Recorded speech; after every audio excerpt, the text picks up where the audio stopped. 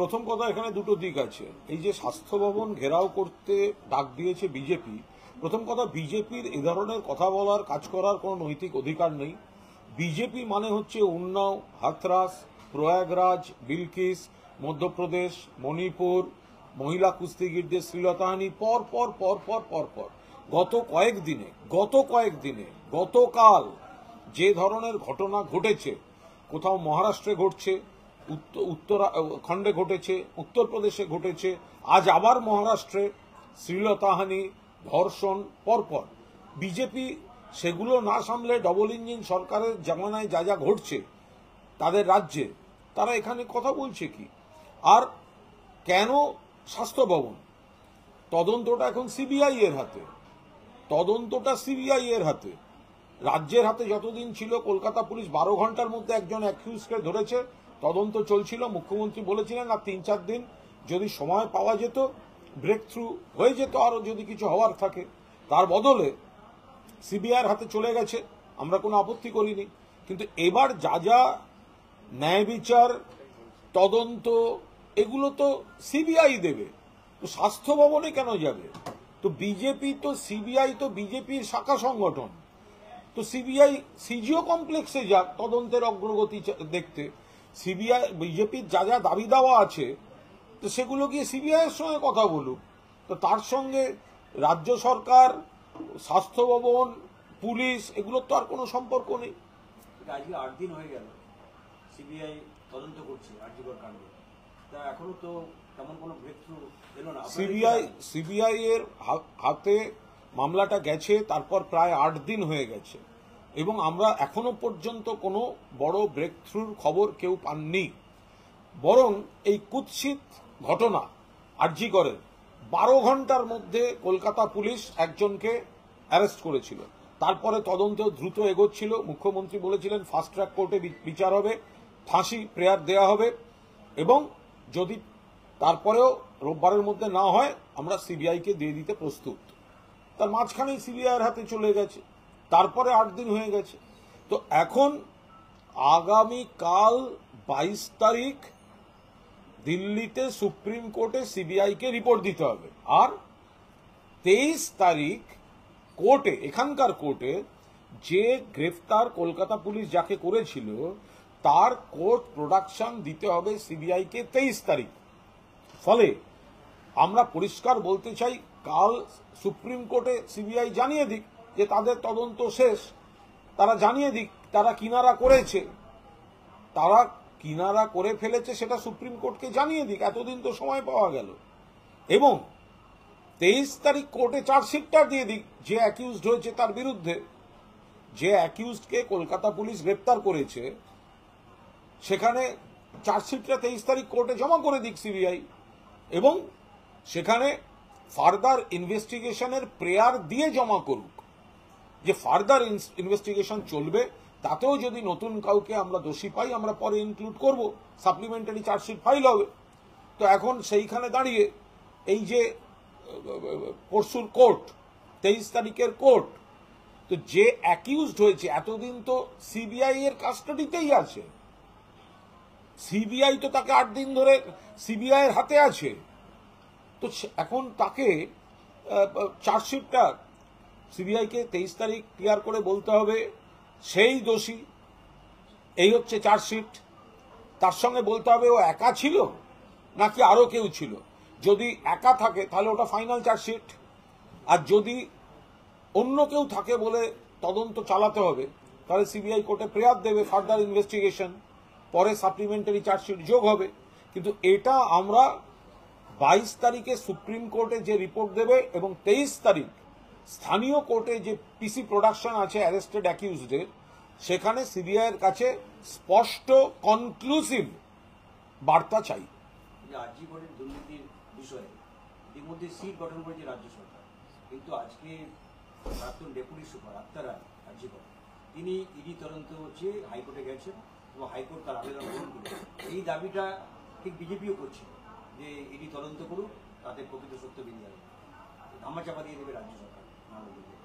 দেখুন, এটা স্বাস্থ্য প্রশাসনের বিষয়, এবং যেখানে রাজ্য সরকার একটি সিট গঠন করে তদন্ত শুরু করেছে সেখানে আবার নতুন করে কেউ তদন্ত চেয়েছেন আইনের বিষয়, সেখানে নিশ্চয়ই রাজ্য সরকারের আইনজীবীরা, স্বাস্থ্য দপ্তরের আইনজীবীরা তারা তাদের বক্তব্য জানাবেন। এই বিষয়ে এই মুহূর্তে দলের কোনো বক্তব্য নেই। অনেকে বলছেন যে সিট সারদার সময় সিট গঠন করা হয়েছে এবং ফলপ্রসূ পাওয়া যায় না, সেক্ষেত্রে সিটের ভবিষ্যৎ নিয়ে অনেকে এই নিয়ে কোনো মন্তব্য করব না। যেহেতু কিছু অভিযোগ ছিল সেই কারণে স্বাস্থ্য দপ্তর সিট গঠন করেছে। দুর্নীতি সংক্রান্ত কিছু অভিযোগে স্বাস্থ্য দপ্তর সেটার যথাযথ তদন্ত চায়। এর মাঝখানে কেউ কোর্টে গিয়েছেন, কোর্টের শুনানিতে নিশ্চয়ই স্বাস্থ্য দপ্তর এবং রাজ্য সরকারের তরফে তাদের আইনজীবীরা জানিয়ে দেবেন যে রাজ্য সরকারই যখন তদন্ত করছেন তো সে তদন্ত শুরু হয়ে গেছে, ফলে এটা সরকারের আইনজীবীরা কোর্টে যা বলার বলবেন, এ বিষয়ে কোনো মন্তব্য করব না। আফতার আলী বলছেন অনেক ক্ষেত্রেই এই সন্দীপ ঘোষের দুর্নীতি ছিল এবং কালকে এফআইআর নেয়নি টানা। যিনি কোনো বক্তব্য রাখছেন এই বিষয়টা তো আমরা জানি না, কোনো এটার সঙ্গে রাজনীতির কি সম্পর্ক। এটা কোনো একটা প্রতিষ্ঠানের তার ভেতরের অভ্যন্তরীণ কোনো অভিযোগ। এখন সেটা কে কিভাবে তদন্ত করবেন, কে কারা করবেন ইত্যাদি রাজ্য সরকার ইতিমধ্যেই তদন্ত শুরু করেছেন। যার অভিযোগ আছে তিনি আবার আদালতে গেছেন। এগুলো বিভিন্ন জায়গায়, বিভিন্ন রাজ্যে, দেশে বিদেশে এই প্রাতিষ্ঠানিক কিছু কোনো প্রতিষ্ঠানের ভেতরের যে কোনো কিছু দুর্ভাগ্যজনক গণ্ডগোল, অনিয়ম যদি কোথাও কিছু থেকে থাকে, এগুলো তার বিষয়। ফলে আইনে যা আছে তাই হবে, এটার সঙ্গে রাজনৈতিক কোনো সম্পর্ক নেই। সুপ্রিম কোর্টের নির্দেশ মতো আজকে সিআইএসএফ এর ডিআইজি, আইজি তারা আজকে আরজিকর হসপিটালে যান, সেখানে গোটা চত্বর ঘুরে দেখেন, তারপর তারা লালবাজারে যান। গোটা বিষয়টাকে সিআইএসএফ এর নিয়ন্ত্রণে চলে গেল। এবং শুধুমাত্র আরজিকর নয়, অন্যান্য হাসপাতালেও সিআইএসএফ নিয়োগের ব্যাপারে অনেকে সওয়াল করছেন, সেসব জায়গায় নিরাপত্তা ব্যবস্থা। দেখুন, সম্পূর্ণভাবে রাজ্য পুলিশ, কলকাতা পুলিশ তাদের দায়িত্ব পালন করছেন। তার মধ্যেও কোনো কারণে সুপ্রিম কোর্ট আরজি করে কেন্দ্রীয় বাহিনীর নিরাপত্তা দিয়েছেন। আমরা পরিষ্কার বলেছি যে এখানে আরজি করকে লক্ষ্য করে গণ্ডগোল করছে রাম বাম এবং কিছু অশুভ শক্তি। তো এখন তাদের বাহিনী যদি তাদের সামলায় আমাদের কোনো আপত্তি নেই, করতে পারে। তো ফলে তারা করছেন, তারা তাদের দায়িত্ব নিয়েছেন, সেখানে দাঁড়িয়ে সেগুলো করছেন। কিন্তু এমন বহু জায়গায় আছে যেগুলো অন্য রাজ্যে ঘটছে, সেখানে তো এই ধরনের কোনো কেন্দ্রীয় বাহিনী অমুক, তাহলে সেটা একটা কমন গাইডলাইন হোক যে শুধু পশ্চিমবঙ্গের ক্ষেত্রে কোথাও কোনো বিচ্ছিন্ন কোনো ঘটনা ঘটলে সেখানে কেন্দ্রীয় বাহিনী যাবে, আর বিজেপি শাসিত রাজ্যগুলোতে কোনো ঘটনা ঘটলেও সেগুলো বিজেপির পুলিশের হাতে থাকবে। এই বৈষম্যটা আবার কি করে হতে পারে? বিজেপির বাঁকুড়ার ওমদার বিধায়ক অমরনাথ সাকা তিনি মুখ্যমন্ত্রীকে পদবী ভাষা আক্রমণ করেছিলেন, বলেছেন যে মুখ্যমন্ত্রীর রেট আমরা বেঁধে দিচ্ছি, রেট হচ্ছে 25 লাখ টাকা, আর না হলে মোল্লার সঙ্গে বেরিয়ে যান।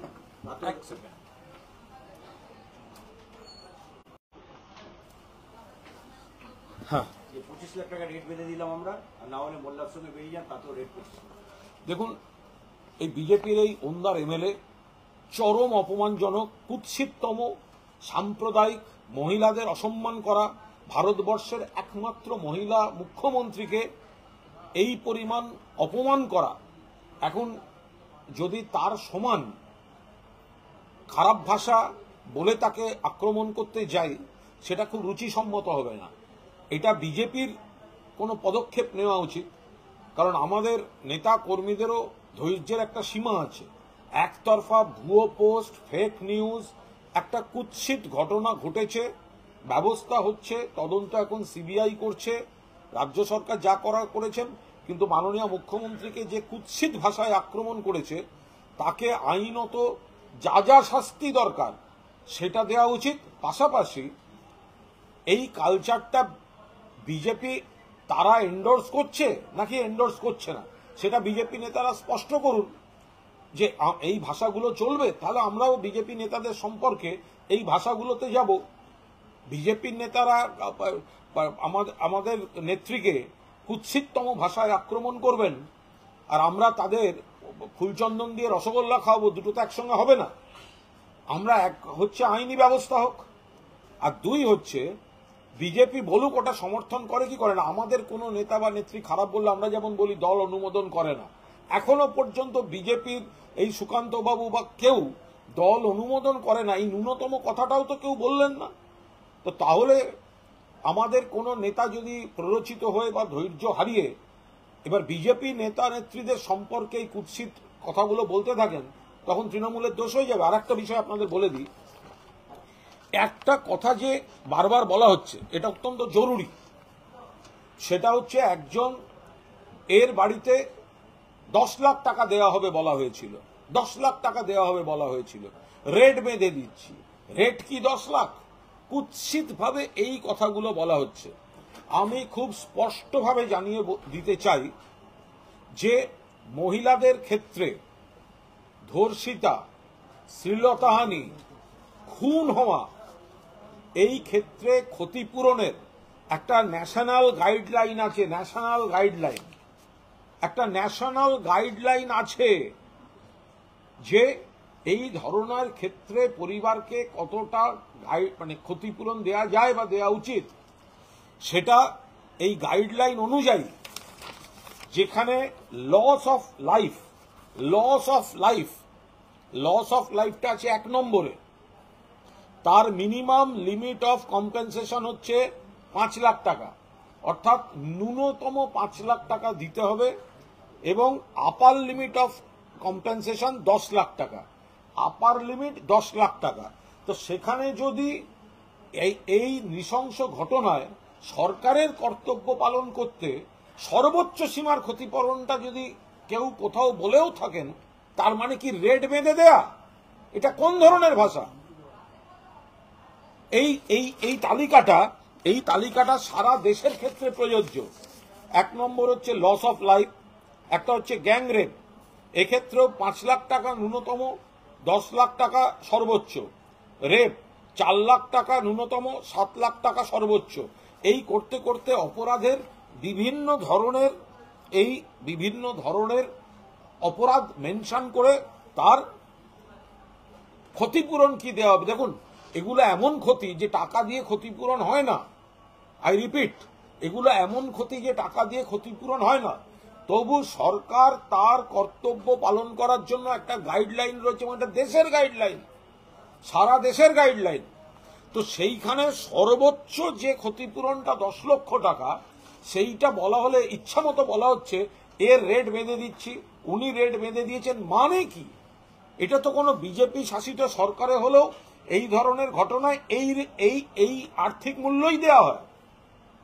এটা তো আইনে বাঁধা, সর্বনিম্ন এত, সর্বোচ্চ এত। তাহলে এই রেট নিয়ে যারা জানেন না, মিডিয়ায়, সোশ্যাল মিডিয়ায়, চায়ের দোকানে যে কুৎসিত আলোচনা করছেন, অন্তত দয়া করে একটু জেনে নিন গোটা বিষয়গুলো, তারপর তো আলোচনাগুলো করবেন। আনন্দপুরে একটা মহিলার ক্ষতবিক্ষত দেহ উদ্ধার করা হয়েছে, তা নিয়েও সুকান্ত মজুমদার তিনি বলছেন আর এক নির্ভয়ের করুণ পরিণতি। সারা ভারতবর্ষে গত 72 ঘন্টায় অন্তত 20টা শ্লীলতাহানি আর ধর্ষণের খবর এসেছে। এটা সামাজিক ব্যাধি, লজ্জা। ফলে দয়া করে এগুলো নিয়ে রাজনীতি করাটা বন্ধ করুন, সবাই মিলে সমাজটা সচেতন হয়ে কাজটা। কালকে দেখেছেন 2 শিশুকে নির্যাতন, সেটা তো তার পশ্চিমবঙ্গে হয়নি।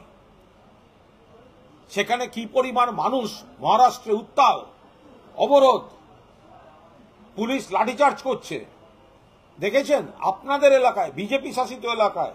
এই গন্ডগোলের পরিপ্রেক্ষিতে যাতে কুৎসা ছড়ানো না হয়, নেট অফ করে দেওয়া হয়েছে। পশ্চিমবঙ্গে নেট অফ করা হয়নি বলেই আপনারা ফেক নিউজগুলো ছড়াতে পেরেছেন। আপনাদের নিজেদের রাজ্যে তো আপনারা তো নেট বন্ধ করে দিচ্ছেন। আপনাদের রাজ্যে তো আপনারা নেট বন্ধ করে দিচ্ছেন, পশ্চিমবঙ্গ তো নেট অফ করেনি। আপনি তো আমি সোমা বলছি বন্ধুরা, মিথ্যা ফেক অডিও তৈরি করে আপনারা ছড়িয়েছেন, এই রাম এই বামেরা। তো ফলে আগে নিশ্চয়ই একটা ঘটনাও ঘটা উচিত নয়, কিন্তু সারা দেশে গত 72 ঘন্টা 96 ঘন্টায় 20টার বেশি এই ঘটনা ঘটেছে। তো সেগুলো দেখুন, সামলান। আনন্দপুরের এই ঘটনা তো মুখ্যমন্ত্রী পদত্যাগ করেছে। আমার একটা জিনিস বলুন, এই যে কথায় কথায় মুখ্যমন্ত্রীর পদত্যাগ, এর আগে পশ্চিমবঙ্গে কোচবিহার, বানতলা নার্স এবং ডাক্তার, মহিলা ডাক্তার ধানতলা বরযাত্রী বোঝাই বাস থেকে নামিয়ে এপাশে সিঙ্গুর, নন্দীগ্রাম, বিরাটি, পরের পর অসংখ্য ধর্ষণের ঘটনা ঘটেছে, খুনের ঘটনা হচ্ছে।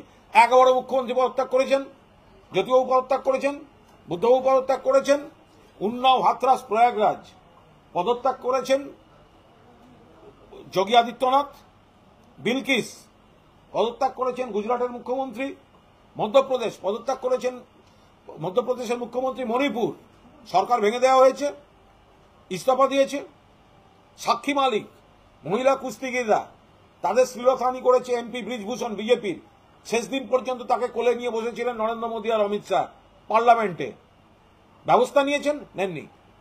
পদত্যাগ কিসের? কার পদত্যাগ? কেন পদত্যাগ? আগে এই ধর্ষণ বা খুনের ঘটনা সামাজিক ব্যাধি, কুৎসিত ঘটনা, বিজেপি শাসিত বা সিপিএম এর একজন মুখ্যমন্ত্রীর পদত্যাগ দেখান, তারপরে আপনারা বলবেন এই নিয়ে পদত্যাগ। আপনারা ভোটে জিততে পারেন না, মানুষের আবেগকে বিপথে পরিচালিত করে, এনার্কি তৈরি করে, অরাজকতা তৈরি করে রাজনৈতিক স্লোগান তৈরি করছেন। সাধারণ মানুষের যে আবেগ, তারা মোমবাতি জ্বালান, তারা ফেসবুক পোস্ট করতে পারেন, কিন্তু সাধারণ মানুষ কখনো এই রাজনৈতিক দাবি যে ইস্তফা, এটা কখনো কোনো সাধারণ মানুষের দাবি হতে পারে না।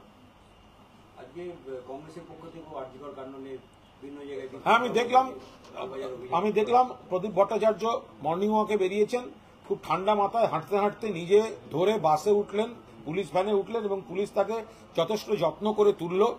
ফলে প্রদীপদা সুস্থ থাকুন, ভালো থাকুন। আব্দুল মান্নানও তো ছিলেন আটক করা। হ্যাঁ, আব্দুল মান্নানদারও শরীর খারাপ, খুব আস্তে আস্তে হাঁটতে হাঁটতে, মর্নিং ওয়াক করতে করতে তারা পুলিশের গাড়িতে উঠলেন, ভালো করে রড ধরার সুযোগ পেয়েছেন, আস্তে আস্তে উঠেছেন এবং পুলিশও তাদের যাতে কোনো শরীরে না লাগে, কোনো অসুবিধা না হয়, ফাঁকায় ফাঁকায় 10-15 জন 20 জন লোকের মধ্যে একে একে করে হেঁটে ওঠা যায়, পুলিশও সহযোগিতা করেছে।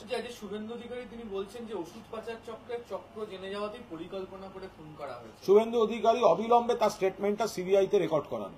শুভেন্দু অধিকারীর কাছে যা যা অভিযোগ আছে, আন্তাবড়ি মিডিয়ার সামনে, জনসভায়, টুইটে লোক না খেপিয়ে শুভেন্দু অধিকারী, দেখুন আমি কি করেছি, আমাকে কয়েকজন জুনিয়র ডক্টর তারা আমাকে কিছু বলেছিলেন, তদন্ত নিয়ে কিছু বলেছিলেন, আমি আমার কর্তব্য পালন করেছি। আমি নিজে সিবিআই অফিসে গিয়ে জুনিয়র ডাক্তাররা যা দিয়েছিলেন, আরজি করের ডাক্তাররা যা আমায় বলতে বলেছিলেন, আমি তাদের দেয়া নোট, তাদের দেয়া কাগজপত্র আমি সিবিআইকে দিয়ে এসেছি। কি বিষয়ে দিয়েছি সেটা তো আমি আপনাদের বলছি না, কিন্তু আমায় যা দিতে বলা হয়েছিল দিয়ে এসেছি। তো শুভেন্দু অধিকারীর কাছে যদি এরকম সব মারাত্মক অভিযোগ থাকে, তো তিনি যান, তিনি সিবিআই। তো সিবিআই তো শুনেছি একটা সময় বিজেপি নেতারাই বলতেন সিবিআই কাল এর বাড়ি যাবে, ইডি কাল ওর বাড়ি যাবে। তো আপনাদের শাখা সংগঠন, তাহলে আপনি এখানে বলছেন কেন? যে আপনি আপনার কাছে যা তথ্য আছে সেগুলো আপনি সিবিআইকে দিন, আর সিবিআই খপাত করে দোষীদের ধরে নিক, মিটে গেল। সুকান্ত মজুমদারও বলছেন যে 4 জন ইন্টার্ন আছে আরজি করে, যারা 40,000 টাকা করে বেতন মানে ভাতা পায়, তাদের লক্ষ লক্ষ টাকা অ্যাকাউন্টে জমা আছে, কোথা থেকে এলো? সুকান্ত মজুমদারের কাছে, শুভেন্দু অধিকারীর কাছে তারা যে কথাগুলো বলছেন, এর অ্যাকাউন্টে টাকা আছে, ও এই চক্রে জড়িত, এগুলো সব মারাত্মক অভিযোগ। এবং নিশ্চয়ই তাদের কাছে যখন এই তথ্য আছে, তো তারা এটা বাইরে না বলে সিজিওয়ে গিয়ে একটা স্টেটমেন্ট করে বলে দিয়ে আসুন না, যে তারা একজন উইটনেস হিসাবে বা তদন্তে সহযোগী হিসাবে তারা একটা স্টেটমেন্ট দিতে চান, কারণ তাদের এই আছে, তাদের কাছে এই তথ্যগুলো আছে। তো তদন্তে যদি সহযোগিতা করার হয়, যে সিবিআই তো ওনাদের কেন্দ্রীয় সরকারের, ওনাদের বন্ধু সংগঠন, তো তাহলে ওরা এই কথাগুলো বাইরে বলছেন কেন? সুকান্তবাবু যেটা বাইরে বলছেন, শুভেন্দুবাবু যেটা বাইরে বলছেন, তা তারা গিয়ে সিবিআইকে বলুন, তারা তদন্তে সহযোগিতা করুন। আমি তো করেছি, আমি তো বাইরে বলিনি আমি কি দিয়েছি, কিন্তু আমাকে জুনিয়র ডক্টররা বিশ্বাস করে, আমি মুখে বলছি আমিও প্রতিবাদ করি, আমার নেত্রীও প্রতিবাদ করেন, আমার নেতাও প্রতিবাদ করেন, আমার নেত্রীর পুলিশ 12 ঘন্টার মধ্যে অ্যারেস্ট করেছে, পাশাপাশি আমিও প্রতিবাদী, আমার মতো সবাই প্রতিবাদী, শুধু মুখে বলিনি। জুনিয়র ডাক্তাররা যা বলতে চেয়েছিলেন, যা বক্তব্য ছিল, যা নথি দিয়েছেন, কোনো আমি সেসব যাচাইয়ের আমার প্রশ্ন নেই, তাদের যা বক্তব্য আমি নিজে সিবিআই অফিসে গিয়ে তাদের হাতে তুলে দিয়ে এসেছি।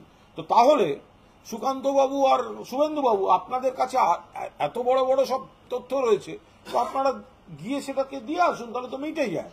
শুভেন্দু আজকে আরো বলছে যে তৃণমূল সরকারকে ক্ষমতায় টিকিয়ে রেখেছে বামপন্থীরাই, এখন ওরা উই ওয়ান্ট জাস্টিস বলে কথা নেমেছে।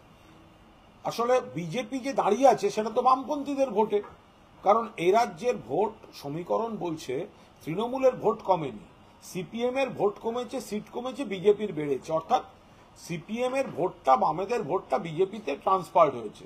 আর রাম বাম তো সবাই হাতে হাত মিলিয়ে চলছে। শুভেন্দুবাবু নিজেও তো বারবার বলেছেন বামপন্থীরা আমাদের ভোট দিন। তো এখন এই ধরনের অবান্তর কথাগুলো বলার কি মানে আছে? তো সুপ্রিম কোর্ট তো কালই আবেদন করেছেন যাতে ডাক্তাররা কাজে ফিরে যান। আমি আবার বলছি, চিকিৎসকরা দয়া করে কাজে যোগ দিন।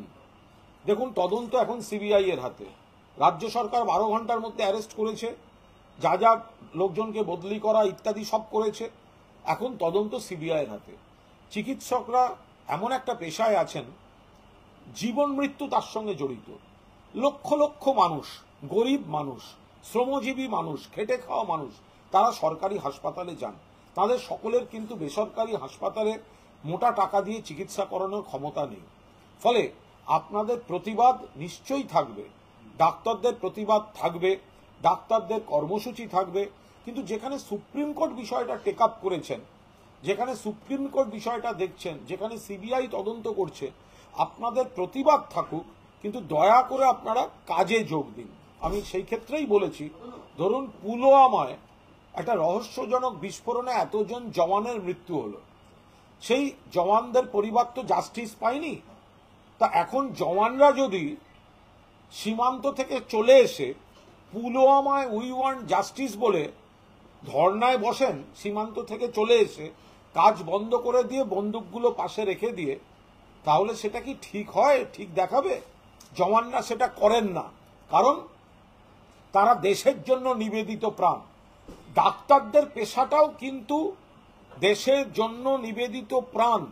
এতজন লক্ষ লক্ষ গরিব মানুষ চিকিৎসার হয়রানি হচ্ছে, মৃত্যুর খবর আসছে, তাদের কোনো রাইট নেই তাদের চিকিৎসা থেকে বঞ্চিত রাখার। ফলে যখন এটা সুপ্রিম কোর্ট দেখছেন, যখন সুপ্রিম কোর্ট আবেদন করেছেন, যখন সিবিআই তদন্ত করছে, তখন আপনাদের প্রতিবাদ চলতে থাকুক, কিন্তু দয়া করে আপনারা কাজে যোগ দিন।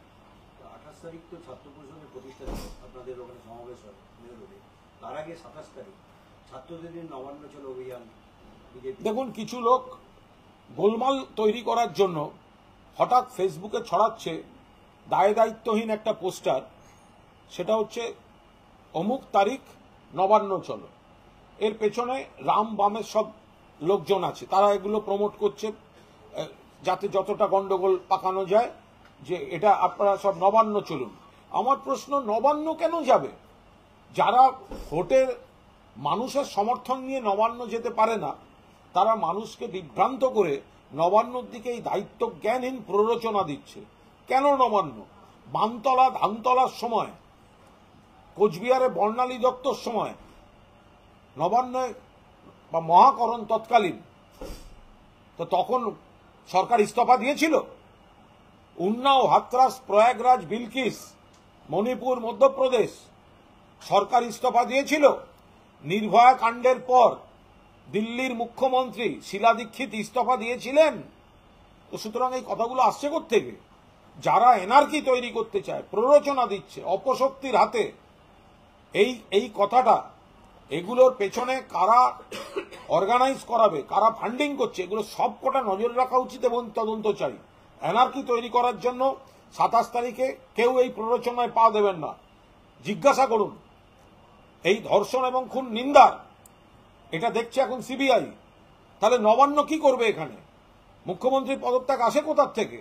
কোন মুখ্যমন্ত্রী, কোন দলের মুখ্যমন্ত্রী অতীতে কবে ইস্তফা দিয়েছেন যে তারা আজকে এখানে এসছে এই গন্ডগোল করতে? বলছি, দেবদীপ অধিকারী, শুভেন্দু অধিকারীর ভাইপো, পশ্চিমবঙ্গ ছাত্র সমাজের ব্যানারে তিনি আহ্বান করেছেন যে 27 তারিখের কর্মসূচিকে সফল। আমরা তো বলছি যে এগুলো বাম রামের কারবার। তো বাম রামের কারবার, তাতে আমরা যেটা বলছি সেটাই এস্টাবলিশড হচ্ছে এই ধরনের পোস্টগুলোতে। এটা তো বাম আর রামের কারবার। বাম আর রাম, তাদের পতাকা মানুষের কাছে রিজেক্টেড, তাই তথাকথিত অরাজনৈতিক নামে এই বাম রামেরা গন্ডগোল করার চেষ্টা করছে। সোমবার মুখ্যমন্ত্রী পদত্যাগ করুন, না হলে মঙ্গলবার গুলি চললে আপনি দায়ী হবেন, শুভেন্দু। কিসের পদত্যাগ? আমি শুভেন্দুবাবুকে বলবো, উন্নাও, হাতরাস, প্রয়াগরাজ যোগী আদিত্যনাথ ইস্তফা দিয়েছিলেন। বিজেপি রাজ্যগুলোতে একের পর এক ইস্তফা দিয়েছেন বিজেপির মুখ্যমন্ত্রীরা। সোনার মেয়ে, কুস্তিগির, তাদের শ্লীলতাহানি করেছে বিজেপির এমপি ব্রিজভূষণ। রাস্তায় বিক্ষোভ দেখিয়েছে সাক্ষী মালিকরা, দিল্লির পুলিশ গিয়ে তাদের ধরেছে, মেরেছে।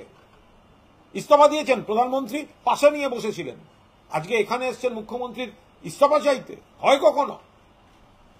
এটা পুরো প্ররোচনা দেওয়া হচ্ছে যাতে সরকার এখানে একটা বিজেপি আর বামেরা এলোমেলো করে দেমা লুটে পুটে খায়। খারাপ ঘটনা ঘটেছে, তদন্ত করছে সিবিআই, একজন অ্যারেস্ট হয়েছে, সেটাও কলকাতা পুলিশ করেছে। সুপ্রিম কোর্ট দেখছেন বিষয়টা, বলেছে গোটা দেশের বিষয়, সেখানে গুলি চলবে। প্ররোচনা দিতে চান আপনারা, আপনারা চাইছেন এটাকে কেন্দ্র করে এমন অ্যানার্কি তৈরি করতে। তারপর আপনারাই বলবেন রাজ্যপাল অমুক সুপারিশ, রাষ্ট্রপতি অমুক সুপারিশ। আপনারা অরাজকতা তৈরি করার চেষ্টা করছেন পশ্চিমবঙ্গে। একটা উদাহরণ দেখান বিজেপি নেতারা, একটা উদাহরণ দেখান সিপিএম নেতারা, একটা উদাহরণ দেখান কংগ্রেস নেতারা, যেখানে এই ধরনের সামাজিক অপরাধের পর আপনাদের কোনো মুখ্যমন্ত্রী ইস্তফা দিয়েছিল। আপনাদের উই ওয়ান্ট জাস্টিস, মানুষের মনের যে আবেগ, সেটাকে আপনারা বাংলাদেশের স্লোগানের সঙ্গে মিলিয়ে এক দফা না কি ওটা, দফা এক দাবি এক, মুখ্যমন্ত্রীর পদত্যাগ, এনার্কি চাইছেন বাংলাদেশের মতো। অপশক্তির হাতে পরিচালিত হচ্ছেন আপনারা। লাস্ট হচ্ছে আজকে যে 5 দিনের যে কর্মসূচি শুরু করলো বিজেপি, সেখানে শ্যামবাজার থেকে শুরু হলো, এক মঞ্চে শুভেন্দু, সুকান্ত মজুমদার, দিলীপ ঘোষ। বিজেপির মঞ্চটা আপনারা দেখান, তাতে দেখা যায় অনেকে একসঙ্গে রয়েছে। এটা দেখান না যে মঞ্চের উপরে বেশি লোক রয়েছে আর নিচে কম লোক রয়েছে। ওই 250-300 লোক নিয়ে বিজেপি অপপ্রচার করতে নেমেছে। বিজেপির নিজের দলের মধ্যে এই ধরনের অভিযোগ আছে, দলের মধ্যে এই ধরনের অভিযোগ আছে যেগুলো নিয়ে উই ওয়ান্ট জাস্টিস বলছেন। তাদের দলের নেতারা অনেকে অভিযুক্ত আছেন এইসব সংক্রান্ত ধারায়। ফলে তাদের রাজ্যগুলোতে উন্নাও, হাতরাস, প্রয়াগরাজ, বিলকিস, মধ্যপ্রদেশ, মণিপুর, দিল্লিতে সাক্ষী মালিকরা, ফলে সেগুলোর আগে ফয়সালা করুন। এখানে পশ্চিমবঙ্গ আপনারা এই নাটক করলে মানুষ এসব গ্রহণ করবে না। একটা প্রশ্ন, সেটা হলো যে তিলোত্তমার দেহ সৎকারে পুলিশের অতি সক্রিয়তা নিয়ে কেউ কেউ প্রশ্ন তুলছেন যে লাইনে দাঁড়িয়ে থাকা দেহটোকে তিলোত্তমার দেহ সৎকার করা হয়, দেহ চুল্লিতে ঢোকার পরই সব পুলিশ। আমি একটা জিনিস বুঝতে পারছি না, যেগুলো সাধারণভাবে অতি সাধারণ, মানে আমি একবার উচ্চারণ করলেও বুঝতে পারবে, আপনারা সকলে জানেন, মিডিয়া সবাই জানেন, তারপরেও মিডিয়া যদি এই প্রশ্নগুলো করে তাহলে আমার উদ্দেশ্য নিয়ে প্রশ্ন ওঠে যে তাহলে কি সেই মিডিয়া এই কুৎসাগুলোকে প্রমোট করার জন্য করছে? কোনো সেন্সিটিভ কেস, কিছু ক্ষেত্রে ভিআইপি, কিছু ক্ষেত্রে সেন্সিটিভ কেস শ্মশানে গিয়ে ফেলে রাখলে, অপেক্ষা করালে সেখানে যে ভিড় বাড়ে, কৌতূহলী মানুষের ভিড় বাড়ে, স্থানাভাব, ল অ্যান্ড অর্ডার প্রবলেম হয়। সেই কারণে পুলিশ সবসময়, আপনাদের মনে আছে বালক ব্রহ্মচারী প্রয়াত, তার দেহ নিয়ে সুভাষ চক্রবর্তী যখন গেছিলেন, 4খানা শ্মশান বন্ধ রাখা হয়েছিল যাতে লোকে বুঝতে না পারে কোন শ্মশানে ঢোকানো হচ্ছে। শেষ পর্যন্ত আচমকা একটি শ্মশানে ঢুকিয়ে জরুরি ভিত্তিতে করা হয়েছিল। তার মানে কি পশ্চিমবঙ্গে ল অ্যান্ড অর্ডার ছিল না? তার মানে কি সেদিন রাষ্ট্রপতি শাসন জারি হওয়া উচিত ছিল? তো ফলে এক্ষেত্রেও নির্যাতিতার দেহ যদি পুলিশ গিয়ে আগে সৎকারের ব্যবস্থা আদৌ করেও থাকে, তো তাহলেও এটা খুব স্বাভাবিক ঘটনা যে স্পর্শকাতর ইস্যু, বিতর্কিত ইস্যু, ওখানে বডি রেখে দেওয়াটা স্বাভাবিক ঘটনা নয়। সেখানে মানুষের কৌতূহল, ভিড়, নানা ধরনের বিষয় থাকে, ফলে সেগুলো প্রশাসন সবসময় আগে করিয়ে দেয়। এর মধ্যে কিসের রহস্য আছে? আমি এখানে একটা কথা বলি, আপনারা দেখাতে পারবেন না, তবু বলি, যেখান দিয়ে যা কয়েক সেকেন্ড গলে যায় টোটালে, যে কিছুদিন আগে শিক্ষা কেলেঙ্কারি নিয়ে একটা ব্যাপক শোরগোল চলছিল, তৃণমূল। সেখানে কুন্তল ঘোষ বলে একজনকে অ্যারেস্ট করা হয়েছিল। সেই নাকি কিংপিন, সে এই করেছে ওই করেছে। তাতে দেখা গেছিল, তারপর একটা ভিডিও পাওয়া গেল যে একটি বহুল প্রচারিত টিভি চ্যানেল, সেখানে বছরের সেরা সমাজসেবীর পুরস্কার পাচ্ছেন সেই কুন্তল ঘোষ। কারা দিয়েছে? সেই টিভি চ্যানেল। কাকে দিয়েছে? কুন্তল ঘোষকে। কোন কুন্তল ঘোষ? যার বিরুদ্ধে পরবর্তীকালে এই শিক্ষা কেলেঙ্কারির অভিযোগ। এখন আবার একটা ভিডিও এসছে, এই সন্দীপ ঘোষ আরেকটি বৃহৎ চ্যানেল, তাদের স্বাস্থ্য রত্ন পুরস্কার নিচ্ছে। আরজিকর হাসপাতাল হচ্ছে সেরা হাসপাতাল এবং তাদের হয়ে পুরস্কার নিচ্ছেন অধ্যক্ষ সন্দীপ ঘোষ। তাহলে এই স্বাস্থ্য রত্ন, তার মানে আরজিকর হাসপাতালটা যেভাবে চলেছে চ্যানেলের বিষয়ে কোনো অভিযোগ ছিল না, নইলে রত্ন হলো কি করে? আর পড়ানো হলো কাকে? উত্তরীয় এই সন্দীপ ঘোষকে। তাহলে তার বিরুদ্ধেও কোনো অভিযোগ ছিল না। তো ফলে শুধু অমুক কেন জানে না, তমুক কেন জানে না, তখন কেন করেননি, আমার মনে হয় নিজেদের এই বাস্তব সমস্যাগুলো যদি একটু সবাই মনে রাখেন ভালো হয়।